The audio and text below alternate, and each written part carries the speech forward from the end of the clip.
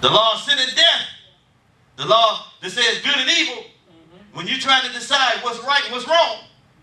I told you, I stopped. It's been at least 12 years that I've ever had myself to think what's right and wrong. I don't think about what's right and wrong.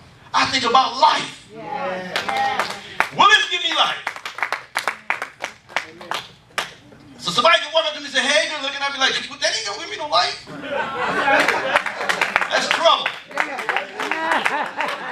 I don't have to wrestle with that. There ain't gonna be no life in that. I got life at home.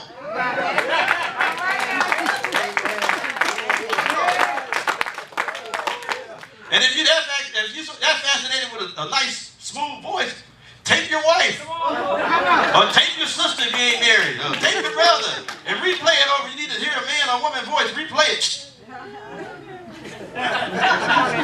Stuff we fall for. Okay. You can get married if you lonely. Trust me. Ain't nothing worse than being married and lonely. Single and lonely is a whole other thing, but I'm telling you, married and lonely, oh my God, I've been there. This is not my first rodeo, this is my second one. The first one was crazy. Y'all heard my story. I was on my knees. When I left, I was on my knees. I'm here to tell you, came home, that thing opened up the door, looked at me, smiled. I went to prayer Friday night. I was mandated to be there. She looked at me. What you gonna do? You gonna cast me out? Seriously. That spirit told me, what you gonna do? Are you gonna cast me out? The house was cold. Everything was dark when I walked in. Chills came all over my body. I said, what the heck I done got myself into? I'm like, my goodness. Morphed on me. It was so bad, I couldn't even enjoy the fringe benefits when we got married. I'm in the front room, we at the embassy suite, I'm crying. I'm crying. On my honeymoon, I'm crying. What have I got myself into? My spirit man knew I made the wrong decision. That's for somebody watching. I'm telling you the truth, God's honest truth. But thank God, who's rich in His mercy. Oh, glory! We've been made through for the night with joy. Come in the morning. Let me get back to the Bible. Woo, glory. That's a whole other story. Then working, I remember to bring forth from the death. 6, the last verse. But now we are delivered from the law, that being dead wherein we were held, that we should serve in the newness of spirit, not in the oldness of the letter. There's a new service in you, of the spirit. If you live in the spirit, what's going to happen? You're going to walk. We're trying to walk before we live. You got to have a culture and a climate, a spirit. That's what it means. Huh? It means to have a mindset, a mentality that I'm going to consistently honor His presence. To live in the spirit says, I'm consistently, my actions and the way I handle my life, the way I steward the blessing on my life, the graces upon my life, the boundaries. Because when you start walking, living in the spirit, you got to have boundaries. We try to get boundaries after we start walking. So we want the ministry before we have the life. All right, let me go here real quick. Let me give you these principles here. I'm going to be done. Try to help y'all out. Go to Proverbs 30 and 20. And I got 8 minutes. Let me put my watch off. Y'all all right? I just got to get it out. Proverbs 30 and 20. And we've been freed from the old man. You have to use this word to remind yourself. When you want to step outside of your matrimony with Him, you have to tell yourself, eyes, you have no right to look over there. This is the gate of your soul. You got to keep your gates, your eye gate, your ear gate, and your mouth gate. Seduction is in your lips too. It's in the speech. Hey, how you doing? I can feel that thing. I can be on the phone talking about T-Mobile and I can feel it come through the phone. So you know what I do? Let me help some of y'all out. I put it on speaker. That way it just won't go into my ear. I should tell you, every time. Whenever there's a woman on the phone and I can hear it coming through there, I'm not exempt. I'm careful. Because we think it's innocent. It's not. Nothing is innocent. I had one of my exes chase me through the store. I was mad. I wasn't laughing. I wasn't saying I still got it. She'll tell you. We was in there, getting ready to check out. I said, and I told her right there. She came right behind us. She spoke to my wife. Hey, I said, what is wrong with her? It's been 20-something years. Get over it. I ain't coming back. I had a chance to come back and I didn't come back. I'm serious. You gotta be intentional.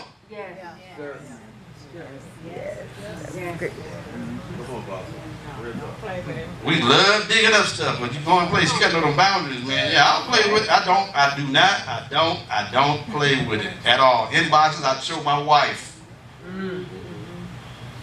I don't play. That's it. I don't know who that's for.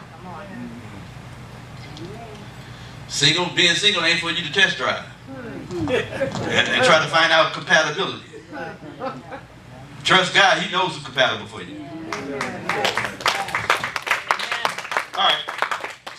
Such is the way of an adulterous woman who does what? Eateth and wipeth her mouth and says, I've done no wrong. There's so many levels on this. I ain't got time this morning to clarify it.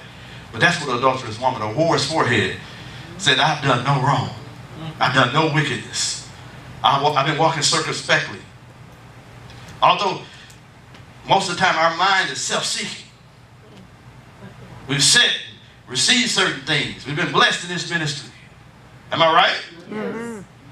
Yet we don't reciprocate honor sometimes to the ministry, to myself, or anybody else. There's just certain things that we do. We just say we eat and wipe our mouths if we've done no wrong. But I'm going to show you some of her wrongs. Number one. Y'all there?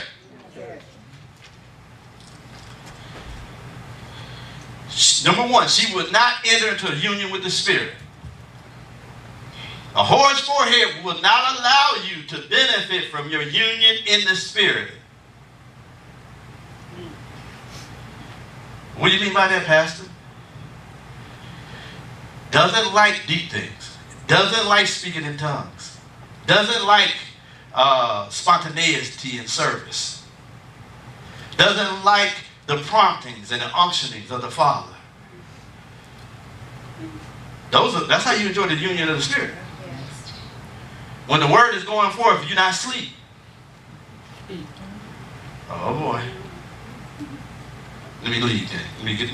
Not leave, but let me stop. She spurns the purposes of God. She spurns the purposes of God and rejects the living word of the Lord. And will stone literally anybody who speaks the word of the Lord. So basically, if you got a whore's forehead, you reject prophetic ministry.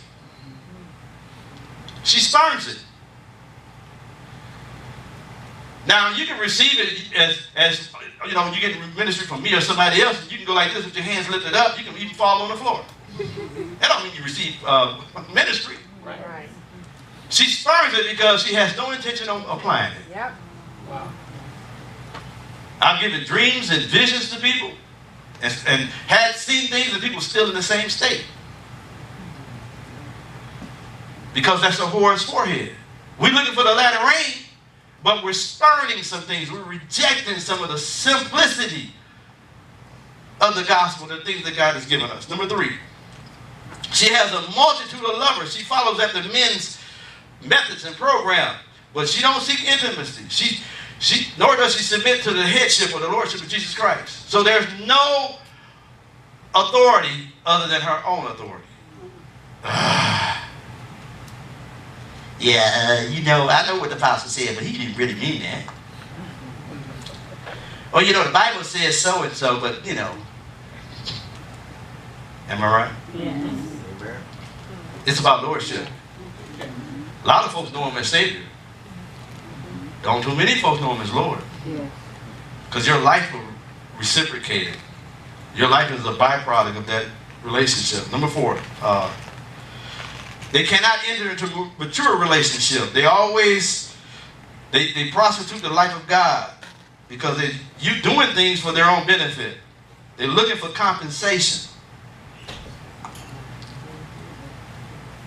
You know, Horace Moorhead joins the church looking for how he can get in. You know, there's people that come to join certain churches and they look for weaknesses. So they can get in. They're looking for, oh, I can get my gift off. I can get my gift off over there. Yeah.